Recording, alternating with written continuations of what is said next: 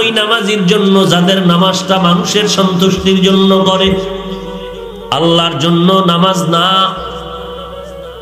এবার আমি বান্দার আমল আছে, আমলের মধ্যে আকীদায় ভেজাল নাই, নামাজ পড়ি, টুপিদারি পাগড়ি সব ঠিক আছে, আমিও কি রোগী? বলে হ্যাঁ আমিও রোগী। বলে কেমন? আমার টুপিদারি সব আছে, কিন্তু আমি হাফিজুর রহমান মানুষের চমৎকার ভাষায় বয়ান করি না, আমার মধ্যে কেমন রোগ? বলে সামান্যতম রোগ না, বড় বড় রোগ আমার অন্তরে জায়গা করে নিয়েছে। বলে কেমন? বলে আমি নিজের বাংলাদেশের মধ্যে বড় বড় মনে করি, অহংকার একমাত্র বড় কবিরা গুনাহ। আমি অন্যদের ভালোটা সহ্য করে নিতে পারি না, এটাও আমার মারাত্মক অপরাধ, কবিরা গুনাহ। আমি একজনকে হিংসা করি দেখতে পারি না, এটা আমার কবিরা গুনাহ। এরে নবীর উম্মতের দল, আবার আমি কারো নাম নিয়ে ঘরের মধ্যে গিয়া ম্যাডাম রে বসাইয়া এরপরে গীবত শেখায়ত করি, কবিরা গুনাহ। এগুলো আমার ভিতরে আছে, এটি টুপি দিয়েও ফিরানো যায় না। এই ভিতরের অপরাধগুলো ফিরানোর জন্য একা একা পারবা না। এই অন্যায় থেকে বাঁচার জন্য লাগবে তোমার একজন খাঁটি আল্লাহওয়ালার সোহবত। সোহবতে সালেহ তোরা সালেহ কুনাত, সোহবতে তালে তুনাত তালে কুনাত। এক জামানা সোহবতে বা আউলিয়া বেহতার আজ সদ সালাত বেরিয়া। এত মারাত্মক অন্যায় আমি পাস করলি টুপি মাথায় দিয়া অন্য টুপিওয়ালাকে দেখতে পারি না, কবিরা গুনাহ। আমি কওমি মাদ্রাসার সন্তান, অন্য কোন শিক্ষা প্রতিষ্ঠান আমি সহ্য করে নিতে পারি না, এটা আমার হিংসা, অহংকার, কবিরা গুনাহ। আমি লম্বা পোশাক পরেছি, মদিনার পোশাক, আমি অন্য পোশাকওয়ালাকে হিংসা করে গালি দিই, এটা কবিরা গুনাহ। আমি আমাকে বলছি, ও বান্দা তুমি তোমাকে বলো তোমার অপরাধের হালাত কি। সময় কিন্তু বাকি নাই। এই মহামারী করোনায় কত প্রাণ চলে গেল, কত যুবকরে নিয়ে গেল, মুরব্বীরে নিয়ে গেল। এই যুবক, তোমার বয়সের ছেলেটা কি কবরে যায় নাই? তোমার থেকে একটু কম বয়সের মানুষটা কি কবরে যায় নাই? ও সাদা দাড়িওয়ালা, আপনার মতো দাড়িওয়ালা কি কবরের মধ্যে চলে যায় নাই? ও পর্দার আড়ালের মা, আপনার মতো মা কি কবরের মধ্যে চলে যায় নাই? আপনার মতো নারী বিয়া হওয়ার পরে কবরে চলে গেল, সন্তান হওয়ার সময় কবরে চলে গেল। আপনার মতো নারী বিয়া হওয়ার পরে স্বামীর সাথে মোলাকাত হওয়ার আগেই কবরের ডাক এসে গেল। এরে দুনিয়ার মানুষ, মরণের সময় যেহেতু তোমার হাতে নির্ধারিত নাই, অতএব তাড়াতাড়ি রেডি হয়ে যাও। আজরাইল ডাক দিলেই যেন আমি রেডি হয়ে থাকতে পারি। অন্ধকার কবরে যাওয়ার পরে যেন আমার দুনিয়ার কেউ যেমন আমার আপন থাকবে না। আমার মায়ের গর্ভে যেমন আল্লাহ আপন ছিলেন, দুনিয়াতে আমার আল্লাহ যেমন আপন, ওই মরার পরেও যেন আমার আল্লাহ আপন হইয়া কবরের ব্যবস্থা, শান্তির ব্যবস্থা হয়। ওই কোরআনের ঔষধ ব্যবহার করো রে গোলাম। সমস্ত রোগীদের রোগের ঔষধের নাম কোরআন। সেবন করবেন কেমনে? পেটে ব্যথা, মাথা ব্যথা, আপনি ফার্মেসিতে গিয়া ঔষধ কিনলেন, লিকুইড কিনলেন, বোতলের গায়ে লেখা আছে পেট ব্যথার জন্য এই বোতলের ঔষধ প্রযোজ্য। আপনি এক পাতা ট্যাবলেট নিলেন, মাথা ব্যথা ঠিক হয়ে যাবে। এক বোতল সিরাপ নিলেন, পেট ব্যথা ভালো হয়ে যাবে। আপনি এগুলো লেখা দেখা পণ্ডিতি কইরা বললেন আমি কারো কাছে যাব না, যেহেতু এই ট্যাবলেট সেবন করলে, এই বোতলের ঔষধ সেবন করলে পেট ব্যথা, মাথা ব্যথা চলে যাবে, অতএব কাউকে আর জিজ্ঞাসা করার দরকার নাই। আপনি একা একা চালাকি করে ঔষধ নিয়ে বাড়িতে গেলেন, আর বললেন ম্যাডাম খানাটা রেডি কর, বিছনাটাও টাইট করে দে, এমন ভাবে খায়া শুয়া পড়ুন, সব বোতলের সিরাপ একত্রে মুখের মধ্যে দিবি, 10টা ট্যাবলেট একসাথে মুখের মধ্যে দিয়ে দিবি, কারণ আমার পূর্ণ ইয়াকিন আর বিশ্বাস হয়ে গেছে এই ঔষধ আর ট্যাবলেটে যেহেতু মাথা ব্যথা পেট ব্যথা ভালো হবে, অতএব আমি একত্রে খেয়ে শুয়ে থাকবো, আর কোনো টেনশন নাই। এবার ম্যাডাম যদি কয় ডাক্তারের পরামর্শ কেন নাও না, বলে নেওয়ার কি দরকার, এই সিরাপেই তো পেট ব্যথা ভালো হবে, আবার কেন পরামর্শের দরকার? ম্যাডাম কয় তুমি তো বুঝনা না, ওই ডাক্তারের পরামর্শ কখন তুমি কয়টা ট্যাবলেট খাবা এইটা তো প্যাকেটের গায়ে লেখা নাই। ও বান্দা, আল্লাহ কোরআনে বলছে নামাজ কায়েম করো, কয়টা রুকু দিবা, কয়টা সিজদা দিবা, কোন জায়গায় সুবহানা রাব্বিয়াল আ'লা বলবা, সুবহানা রাব্বিয়াল আযীম বলবা। নামাজ কায়েমের কথা কোরআনে আছে। বান্দা, কোরআন হলো তোমার জন্য ঔষধ। এই ঔষধগুলো সকালে কেমন করে সেবন করবা, এই ঔষধ বিকেলে খানার আগে না পরে সেবন করবা, মাগরিবের পরে না আগে সেবন করবা, এটা নিজে নিজে পণ্ডিতি করলে পারবা না। এই ঔষধের নিয়ম কানুন মতো যদি সেবন করো লাভ হবে। আর এই নিয়ম কানুন বাতাইয়া দিছেন আমার মদিনার নবী। নবী নাই কিয়ামত পর্যন্ত, নবীর দেওয়া প্রেসক্রিপশনটা বুঝায় দিবে ওয়ারাসাতুল আম্বিয়া আহলে হক ওলামায়ে কেরাম। এখন যেই মূর্খ পণ্ডিত বলে আমার কোনো পীর মুরিদি লাগে না, আমার কোনো আলেম ওলামা লাগে না, আমার কারো কাছে যাওয়ার দরকার নাই, আমি কোরআন হাদিস নিজে নিজে পড়িয়া সামনে আগাবো, লেখে রাখ তোর ধ্বংস ছাড়া কোনো পথ নাই। কারণ সাহাবায়ে কেরামের থেকে কোরআন বুঝনেওয়ালা আর কে আছে? এত বেশি কোরআন বুঝতেন, এত বড় আলেম, এত বড় মুত্তাকি, এত বড় মুহাদ্দিস, এত বড় মুফতি সাহেব, এত বড় মুফাসসির হওয়ার পর আমার নবীকে দেখে সাহাবায়ে কেরাম আমল করছেন কি করেন নাই? কোরআন হাদিস থাকার পরেও সাহাবায়ে কেরাম আল্লাহর নবীকে দেখে দেখে আমল করেছেন। আবার তাদের পরে তাবিঈন, তারাও কোরআন হাদিস শিখার পরে, বুঝার পরে, জানার পরে এরপরও সাহাবায়ে কেরামদের দেখে দেখে দেখে দেখে আমল শিখছেন। এই রকম আস্তে আস্তে আমাদের পর্যন্ত নবী কয়, ও উম্মতেরা, যখন আমি দুনিয়ার মধ্যে থাকবো না, আমার একদল বাহিনী থাকবে কিয়ামত পর্যন্ত, এদের দেখে দেখে তোমরা কোরআন হাদিস বুঝবা আর আমল করবা। ওই বাহিনী কারা? আমি নবী বলে গেলাম। ওই বাহিনীর নাম হলো ওয়ারাসাতুল আম্বিয়া, নবীর ওয়ারিস। তারা কারা? তারা হলেন আহলে হক উলামায়ে কেরাম। আহলে বাতিল না, কি আহলে হক। যারা উম্মতের সামনে বলে তাবলীগ ভালো না, মূলত তারাই ভালো না। যারা উম্মতের মাঝে বলে চরমনাইজ ভালো না, জিকির ভালো না, বুঝতে হবে তারা আহলে বাতিল, তারা ভালো না। যারা বলবে দেওবন্দি কওমি ভালো না, উম্মতের মাঝে প্রমাণ হলো তারা নিজেরাই ভালো না, তারা আহলে বাতিল। এতদিন কইতো ডাক্তার জাকির নায়েক আমগো মাথার মুকুট, এখন তারাই বলে ডাক্তার সাহেবের মাথা খারাপ। বলে কেন?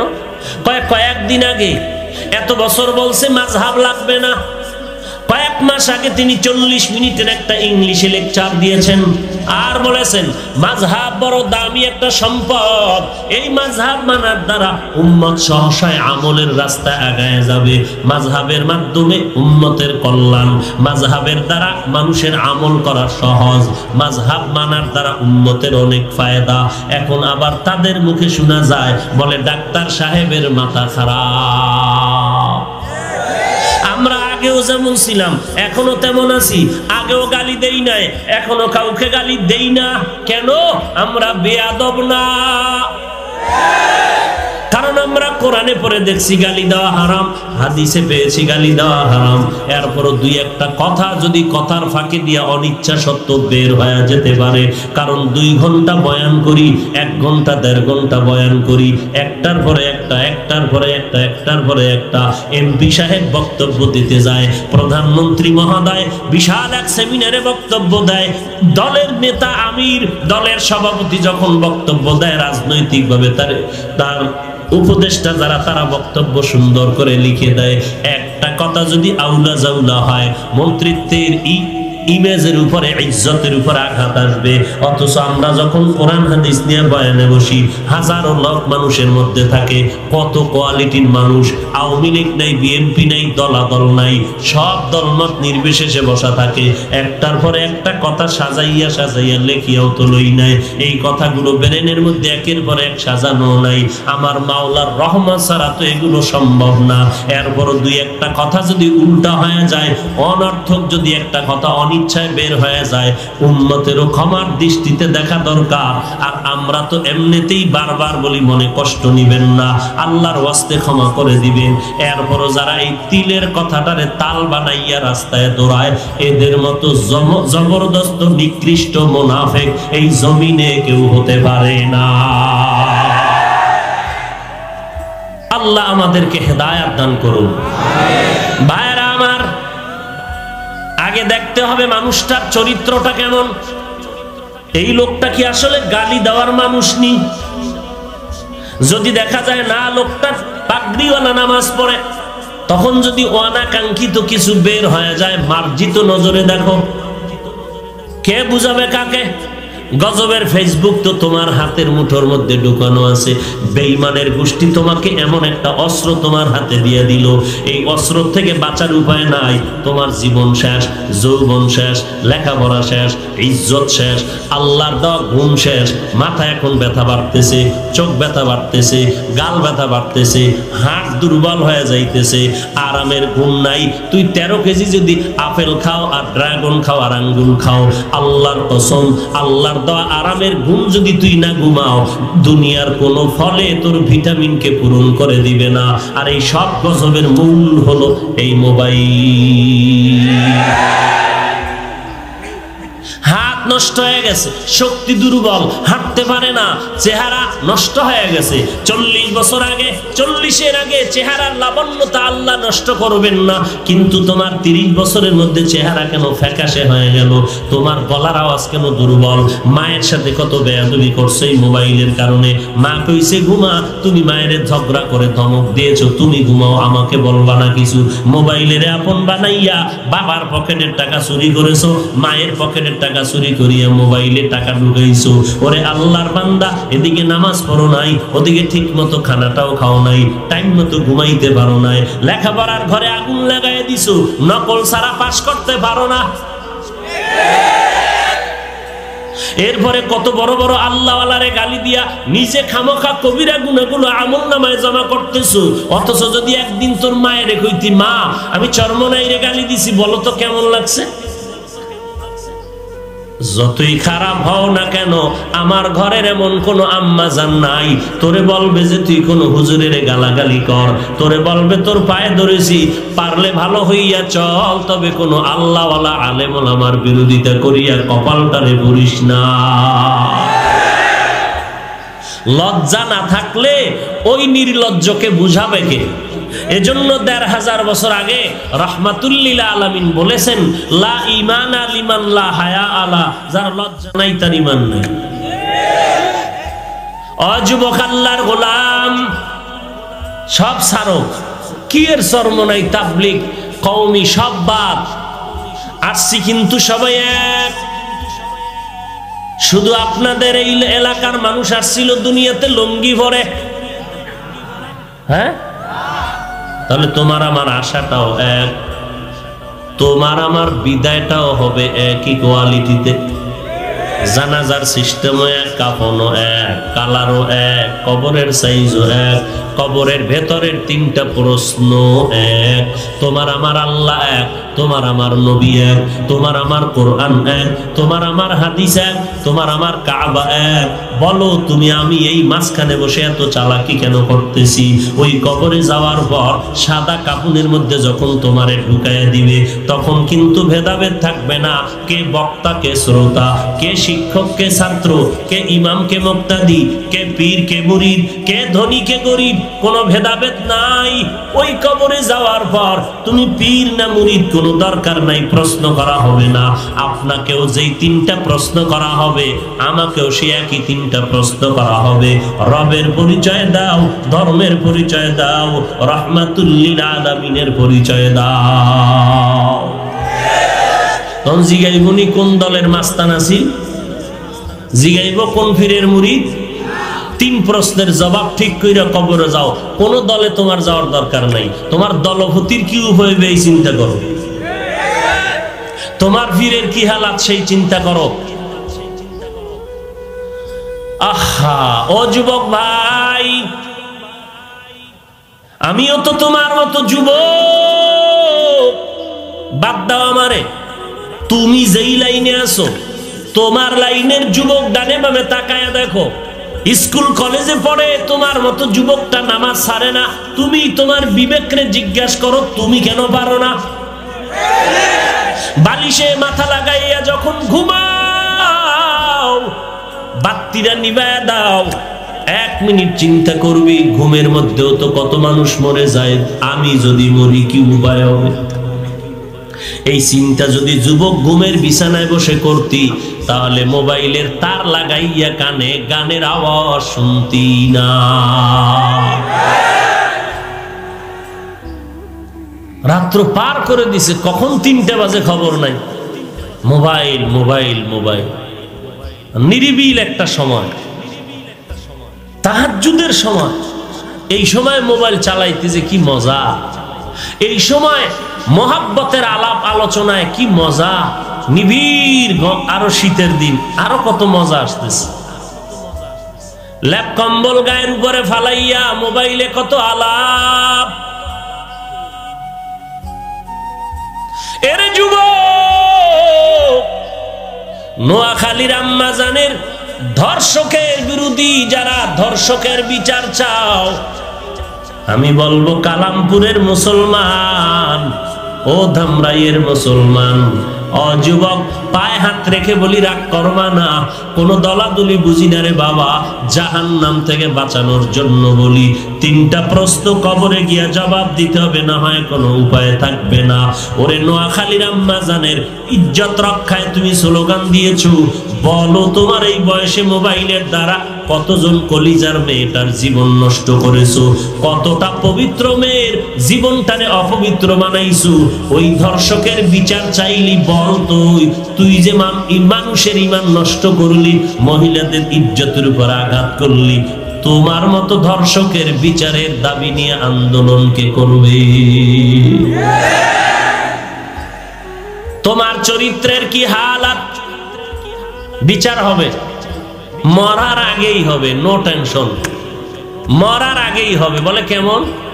4টা মাইয়ার জীবন খাইছো, আসতেছে নতুন শাড়ি পরিয়া ডানা কাটা পরির মতো জল্লাদ একটা বউ তোর ঘরে আইসা এমন জুতোর পিটা তোকে দিবে, 10টা মেয়ের জাল মিটাবে তোর এক বউয়ে।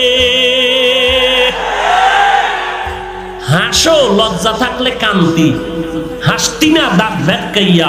লজ্জা নাই যে এই জন্য হাসো, লজ্জা নাই যে। তোর এক বউ, আল খবিসাতু লিল খবিসিনা, কোরআন শরীফের আয়াত। খবিস তুই, তোর জন্য আরেক খবিস আসতেছে। এক বউ, না পারবি বলতে, না পারবি কারো কাছে কইতে, কিছু বলতেও পারবি না, সইতেও পারবি না। খোদার মায়ের দুনিয়ার বাইর, কারো কাছে বলার নাই, কানে ধরে উড়াইব আর বলাইব, কিচ্ছু বলার নাই। বউয়ের জোতা টানতইব তোর, এরপরে বেতাল করবি, জোতার বাড়ি খাবি। জোতার বাড়ি খায় না না খায় এ প্রমাণের জন্য আমেরিকা যাওয়া লাগবে? সোনার বাংলায় অভাব আসেনি? আল্লাহ হেদায়াত দান করুন। আর যদি তওবা করো তো আল্লাহ হয়তো ভিন্ন দিকে ঘুরায় দিতে পারেন। দোয়া করি আল্লাহ হেদায়াত দান করুন। এই মোবাইল, লেখাপড়া শেষ, জীবন শেষ, যৌবন শেষ, ঈমান শেষ, আকীদা শেষ, নামাজ শেষ, সব ধ্বংস করে ফেলেছে চূড়ান্ত ভাবে। 24টা ঘন্টা এই মোবাইল নিয়ে ব্যস্ত। আহা, ওয়ানুনাজ্জিলু মিনাল কুরআনি মা হুয়া শিফা। মদিনার নবী বলেন 2টা জিনিস আঁকড়াইয়া ধর। মহাপ্রলয়ঙ্কারী ঝড় যদি তোমার পার্শ্বে আসে, তোমার কোনো বিপদ আসবে না, ক্ষতি হবে না। ঘরের মধ্যে আগুন লাগছে, সব পুড়িয়ে ছাই হয়ে গেছে, আল্লাহর কোরআন আগুন লাগে নাই। ওই কোরআন সিনায় ঢুকা, ওই কোরআনে চুমা খা, ওই কোরআনটা খুলিয়া তাকাইয়া থাক। ওই কোরআন যদি খুলিয়া শুধু তাকাইয়া দেখো, আল্লাহর শপথ তাতেও তোমার সওয়াব। শুধু কোরআন তাকায় দেখবেন তাতেও সওয়াব, পড়বেন আরো সওয়াব, অর্থ জানবেন আরো সওয়াব। কিন্তু এই ধারণা যেন অন্তরে না আসে, কোরআনের অর্থ না জেনে পড়লে লাভ নাই, এই কথা যেন কেউ না বলেন। খবরদার, কোরআনের অর্থ না জেনে পড়লে লাভ নাই যদি বলেন, বুঝবেন সে আহলে বাতিল। সে কি আহলে বাতিল? বুঝেন তো কি জান্নাতের মেহমান। আমরা বাংলায়, সোজা বাংলায় কই ভণ্ড, কি কই? যারা বলবে কোরআনের অর্থ না জেনে পড়লে লাভ নাই, তারা ভণ্ড, তারা আহলে বাতিল। আমি তো চ্যালেঞ্জ দিয়ে গেলাম, কোরআন শরীফে শুধু তাকায়া দেখবেন, পড়বেন না, তাতেও, শুধু পড়বেন তাতেও, অর্থ সহ পড়বেন আরো সওয়াব, ব্যাখ্যা সহ পড়বেন আরো সওয়াব। কি বুঝলেন? অর্থ ছাড়া পড়া যাবে না। আল্লাহ বুঝার তৌফিক দান করেন। বলবেন পারি না, কি পারেন না? দুনিয়ার সব পারেন, কোরআন শরীফ পারেন না কেন? ব্যস্ত ব্যস্ত, ব্যবসা বাণিজ্য, লেখা পড়া, চাকরি বাকরি, কত কিছু। আল্লাহ কয় ফেরেশতারা লেখ, কঠিন ফিডা দেব। 8 মাসের লকডাউনে শিখলো না কেন? তখন ব্যস্ততা গেছিল কই? তখন তো লাইভে ছিলাম মোবাইল নিয়ে। ওরে ফিডারে কপাল পড়া। অথচ আল্লাহর কোরআন কত মজার কিতাব। দুনিয়ার কোন কথা 1-2 বারের বেশি মজা লাগে না। আর আল্লাহর কালাম যত মজা করে পড়ে ততই মজা। দেখছিননি বাইতুল্লাহর ইমাম, মক্কা মদিনার ইমাম কোরআন পড়ে আর চোখের পানি ঝরতেছে। ইমাম সাহেব অঝর দ্বারায় কান্না করে, পেছনের মুক্তাদিরাও কান্না করে। দেখেন নাই? এই পাবলিক দেখেন নাই? ওরে দেখবি কেমনে রে বাবা? মোবাইলটার ইউটিউবটা যখন চালু করো, ডান দিকে ঢুকলেই কিন্তু মসজিদের দরজা আছে, ঢুকো নাই। বামে ঢুকে গেছো, সেখানে গিয়ে নর্তকীর নাচ গান দেখছো। আল্লাহর কসম, যদি একবার ডান দিকে ঢুকতি আর কোরআনের তেলাওয়াত গুলো শুনতি, আল্লাহ ওয়ালাদের বয়ান গুলো যদি শুনতি, আমার এখানে আসিয়া চিল্লানো লাগতো না। এমন একটা সময় আসতো, তুই তেলাওয়াত শুইনা চোখের পানি যখন পড়া শুরু হইতো, সকালবেলা কইতি আর জীবনে গুনাহ করব না, আর নামাজ কোনোদিন বাদ দিব না। এই কালামে জিন্দা কুরআনে হাকিম, হিকমতে উলা ইয়াজালাসতু কাদিম। হাঁটতে চলতে উঠতে বসতে সব সময় কোরআন পড়বেন। কিছু পারেন না, আলহামদুলিল্লাহ সূরাটা পারেন না, এটাও পারেন না। কপাল এতই পড়ছে যে আলহামদুলিল্লাহ সূরাটাও পারেন না। পারেন তো মহাব্বতে পড়বেন, সওয়াব হবে না? আলহামদুলিল্লাহি রাব্বিল আলামিন আর রহমানির রহিম মালিকি ইয়াউমিদ্দিন ইয়্যাকা না'বুদু ওয়া ইয়্যাকা নাস্তাঈন ইহদিনাস সিরাতাল মুস্তাকিম সিরাতাল লাযীনা আন'আমতা আলাইহিম গায়রিল মাগদুবি আলাইহিম ওয়ালাদ-দাল্লিন। এক একটা অক্ষর পড়বেন 10 নেক।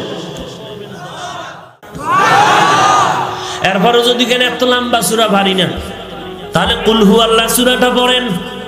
যদি বলেন তাও পারি না, তাহলে ইন্না আ'তাইনা পড়েন। যদি বলেন তাও পারি না, একান্ত যদি কিছুই না পারেন, সব সময় বিসমিল্লাহর আমলটা করেন। বিসমিল্লাহির রহমানির রহিম এটা পড়তে থাকেন। 19টা অক্ষর আছে, মোহাব্বতে পড়বেন। জাহান্নামের নির্জন ফেরেশতা থেকে আল্লাহ হেফাজত করবেন। এরপরও যদি কোনো বাঙালি কও আমি বিসমিল্লাহ পারি না, তুমি বিসমিল্লাহ বাদ দিয়া কচু গাছের সাথে তাড়াতাড়ি রশি লাগাও। তোমার মতো নির্লজ্জ আর বেহায়ারে কে বুঝাবে? যে বিসমিল্লাহটা পর্যন্ত তুমি মুসলমান নবীর উম্মত শিখলা না। আল্লাহর কোরআনের তেলাওয়াত, ইন্নামাল মুমিনুনা আল্লাযীনা ইযা যুকিরাল্লাহু ওয়াজিলাত কুলুবুহুম ওয়া ইযা তুলিয়াত আলাইহিম আয়াতুহু যাদাতুহুম ঈমানা ওয়া আলা রাব্বিহিম ইয়াতাওয়াক্কালুন।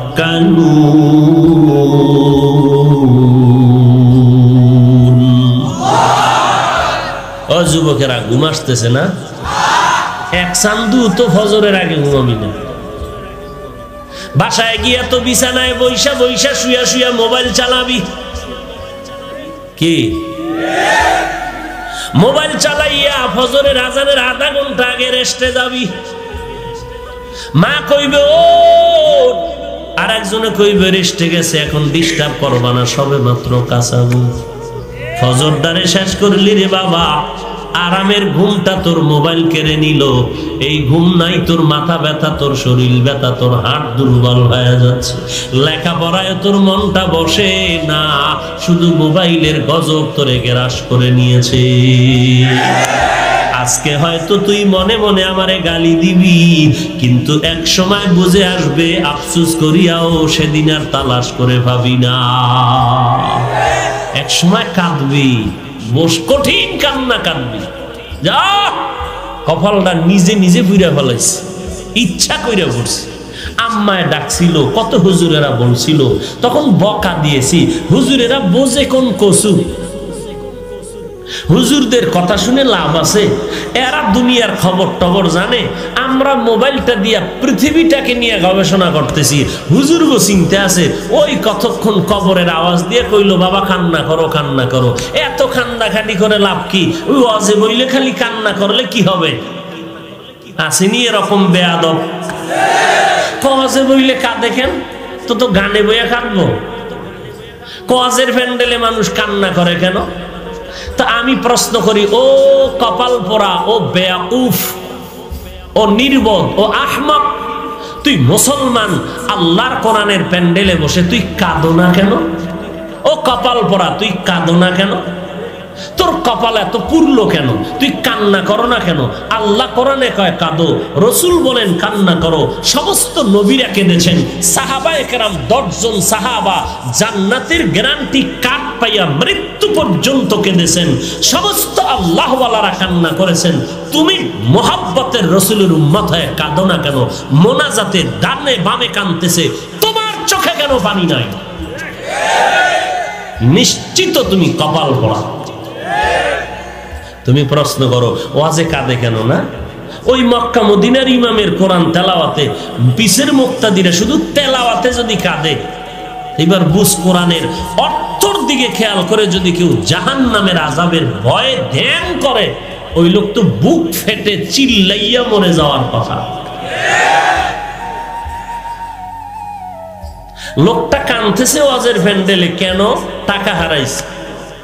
এই যুবক, কথা কও, মরবি না? তো আমি যদি সত্যের পথে থাকি, সততার পক্ষে থেকে মরবি। মুনাফিকি করো কেন? পৃথিবীতে 800 একদিন, যাবি একদিন। এই ধান্দাবাজি করে কি লাভ? বালিশে মাথা লাগায় চিন্তা করবি, রেজাল্ট বের হয়ে যাবে। ওয়াজের প্যান্ডেলে যেই লোকটা কাঁদতেছে, টাকা হারাইছে এই জন্য কাঁদে, অবশ্যই দেখবি ওই ব্যক্তি বয়ানের মধ্যে কাঁদতেছে, হয়তো গুনার ভয়ে জাহান্নামের বয়ান চলতেছে, ওই কঠিন চিন্তায় পড়ে কাঁদতেছে। তুই সমালোচক, সমালোচনা করো, তোর দাড়ি নাই, টুপি নাই, নামাজ নাই, পর্দা নাই, তুই সমালোচনা করলে কি হবে? না করলে তার কি হবে? আর ওই যে লোকটা কাঁদতেছে, চিল্লাইতেছে, ওর দাড়ি আছে, টুপি আছে, পাগড়ি আছে, গালি দেয় না, বেপর্দা চলে না, গান শুনে না, হারাম খায় না, 5 বেলার নামাজ তাকবীরুল্লাহর সাথে আজানের আগে মসজিদে পড়ে, ওই ব্যক্তির সমালোচনা তুই করো, না জানো কপাল বাকিটুও তুই পুড়ে ফেলেছো। হেদায়েতের মালিক আল্লাহ। কথা এগুলো মুখস্থ করে আসি নাই তো, আল্লাহ জবান থেকে বের করতেছেন, এগুলো বলতেছি। মনে করি এতটুকু যে ইখলাস নিয়ে বলছি, যেই কথাগুলো এখানে উম্মতের ফায়দা হবে, ওই কথা আল্লাহ হয়তো বলাচ্ছেন। অত সবার উপকার হবে না। কেউ বের হয়ে সমালোচনা করতে করতে বাড়ি যাবে, আর কেউ কান্না করতে করতে যাবে, না জীবনে বহু অপরাধ করেছি আর না। এরে যুবক আল্লাহর গোলাম,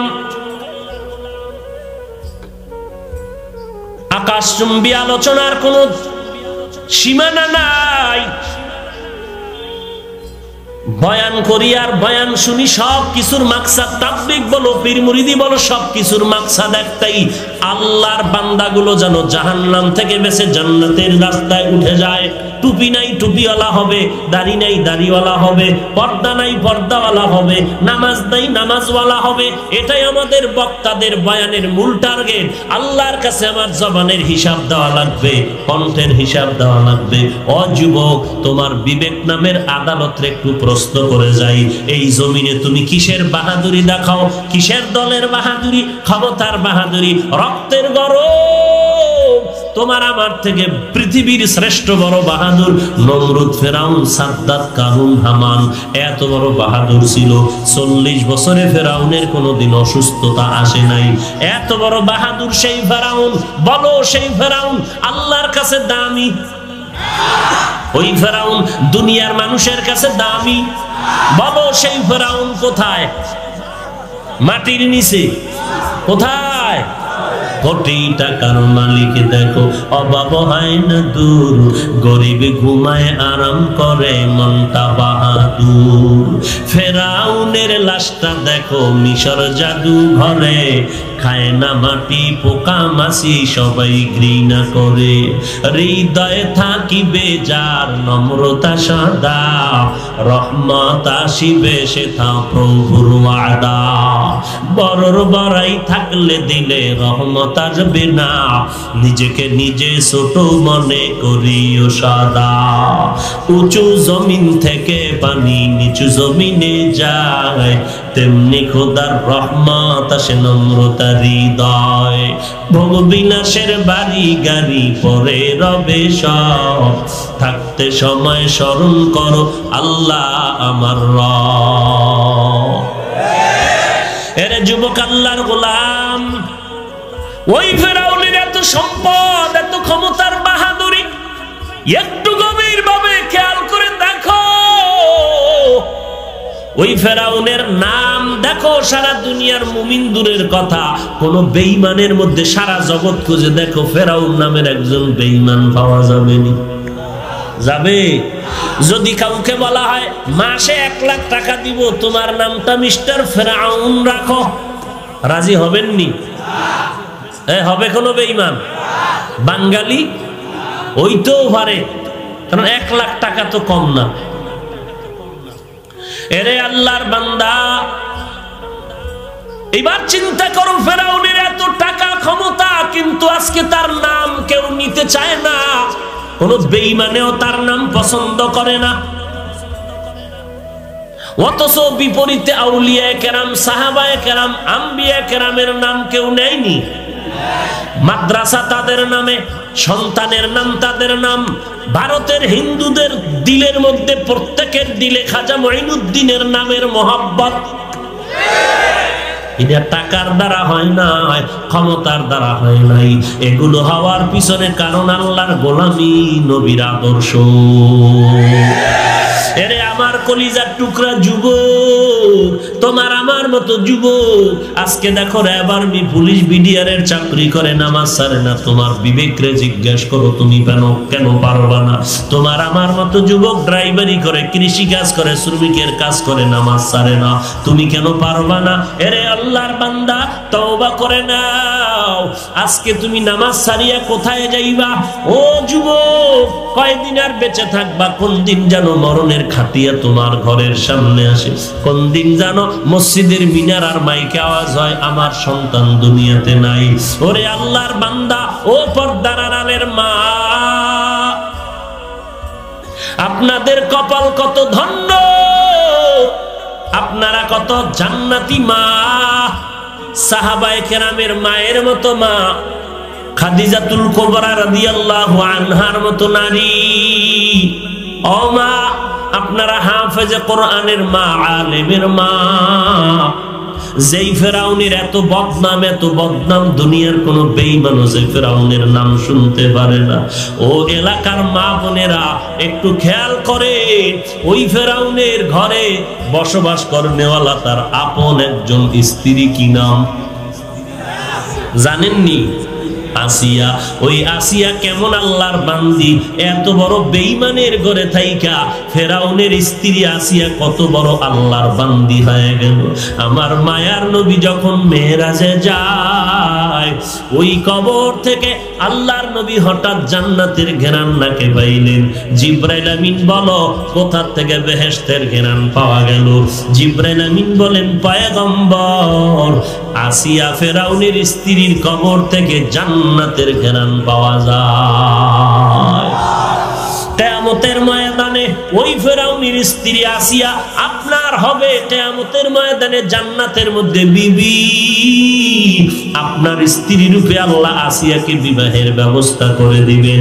ওরে পর্দার আড়ালের মা, এত বড় বেঈমানের ঘরে, ফেরাউনের ঘরে আসিয়া যদি আল্লাহর বান্দি হইয়া কবরে যাইতে পারে, আমার নবীর স্ত্রী যদি কিয়ামতের ময়দানে হওয়ার ভাগ্য নিতে পারে, আম্মা জানেরা, আজকে যদি আপনি নামাজ পড়েন, আপনার স্বামী তো আপনারে বাধা দিবে না।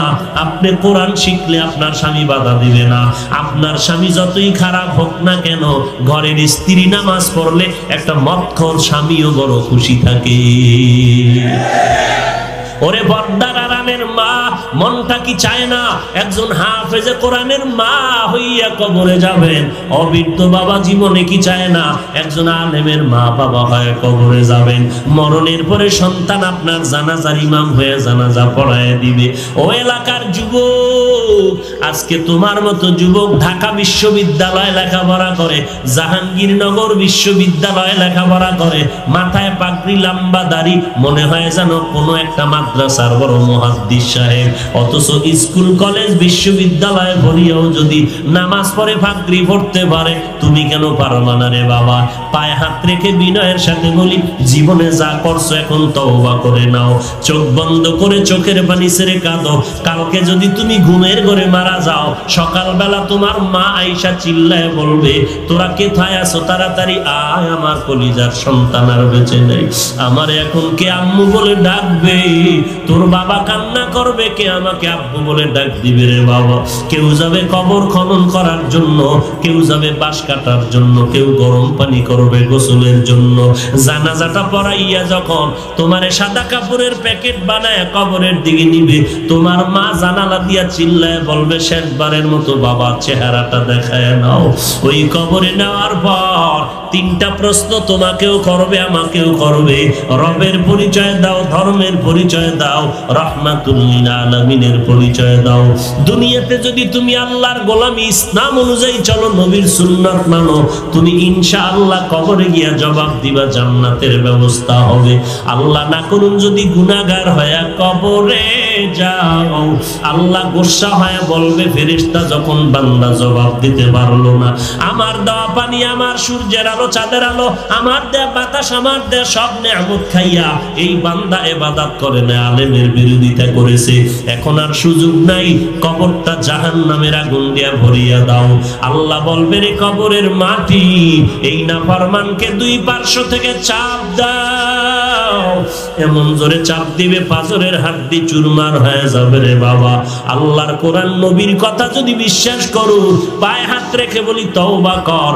এই আযাব গুনাহগারের জন্য কবরে আযাব হবে, কথাও মিথ্যার কোনো অবকাশ নাই।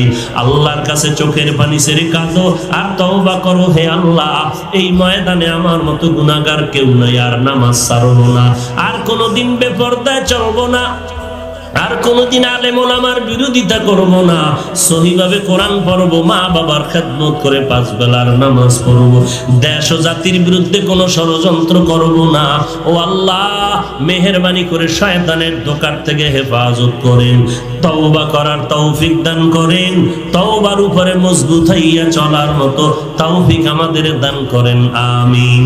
আলহামদুলিল্লাহি রাব্বিল আলামিন, ওয়াসসালাতু ওয়াসসালামু আলা সাইয়্যিদিল আমবিয়া ওয়াল মুরসালিন ওয়া আলা আলিহি ওয়া আসহাবিহি আজমাইন, ইয়া আরহামার রাহিমিন।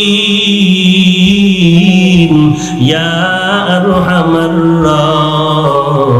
রাহিমিন ইয়া আরহামার রাহিমিন রাব্বিরহামহুমা কামা রাব্বায়ানি সগীরা